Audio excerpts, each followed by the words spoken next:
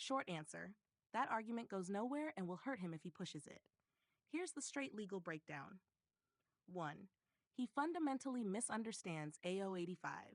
AO-85 consent to proceed before a magistrate judge is required only if the magistrate judge is going to conduct all proceedings and enter final judgment. That is not what is happening here.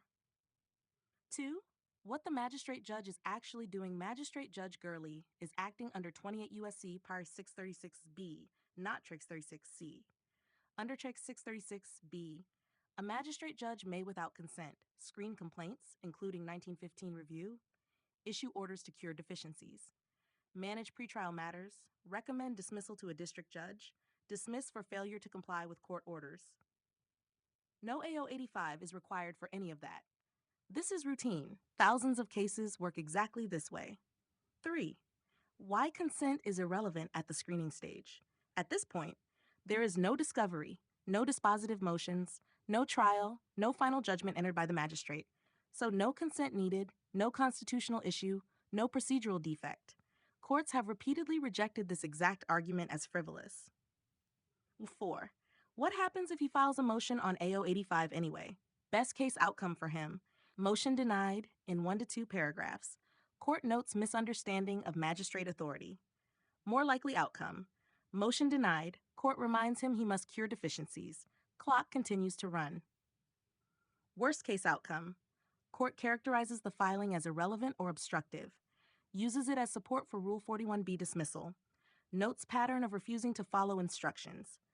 This is how litigants burn credibility fast. Number 5. Why this argument increases sanctions risk. He's already been warned multiple times to use the court-approved form, limit pages, cure defects. Filing a side motion about AO-85 instead of complying shows non-compliance, delay tactics, refusal to engage with the actual defects. That's exactly how judges justify. Open quote, plaintiff has failed to prosecute and comply with court orders. Close quote.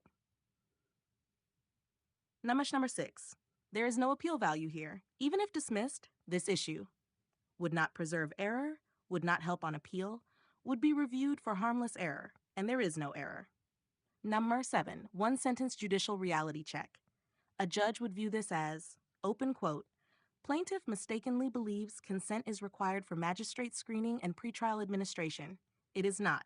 Close quote. That's it. End of issue. Bottom line. The magistrate judge did nothing wrong.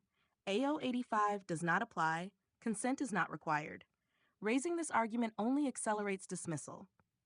If Fredrickson ignores the cure order to chase this theory, the case is over, cleanly and quickly. If you want, I can draft the exact denial order language a judge would use, show cases rejecting the AO-85 consent argument, map how this would look on appeal. Spoiler bad. Just say which. Yes, that's the statute, but he's reading it incorrectly and incompletely, and that mistake is fatal to his argument. I'll be direct and precise. 1. He's focusing on the wrong limitation. You quoted 28 U.S.C. 636b 1a and b. The key mistake is this, open quote, he assumes the magistrate judge is dismissing for failure to state a claim or entering final judgment. Close quote, that is not happening. 2. What takes 636b 1a actually prohibits subsection A, says a magistrate judge may not finally decide certain dispositive motions, including motion to dismiss for failure to state a claim, motion for summary judgment, involuntary dismissal. Correct. But that prohibition applies only to final dispositive rulings. It does not prohibit screening a complaint, ordering a plaintiff to cure deficiencies, requiring use of a court form, enforcing page limits, managing pleadings, recommending dismissal, dismissing for failure to comply with court orders. Those are non-dispositive pretrial matters. 3. Screening dismissal under Rule 12b-6. This is the critical distinction Fredrickson is missing. 1915 screening and cure orders are administrative and gatekeeping, occur before defendants are served, are not Rule 12b-6 adjudications, do not resolve merits, do not require consent. Courts uniformly hold that, open quote, a magistrate judge may screen, reject, and order amendment of a complaint without consent. Close quote.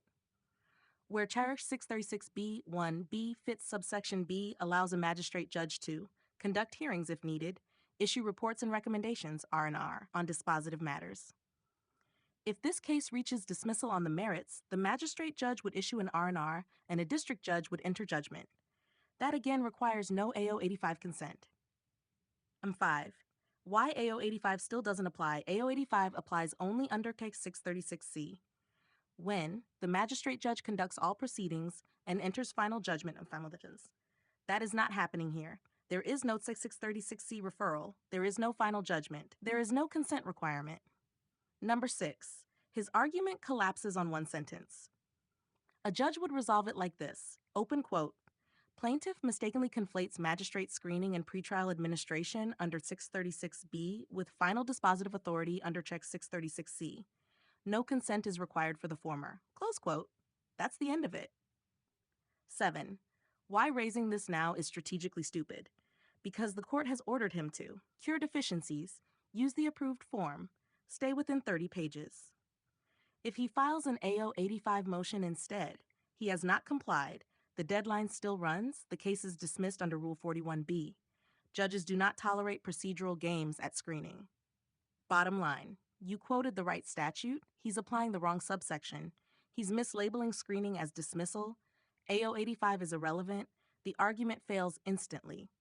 If he pushes it, it strengthens the dismissal record. If you want, I can draft the exact paragraph a judge would use to deny the AO-85 motion, map how courts treat this on appeal, show how this becomes frivolous filing evidence. Just say which.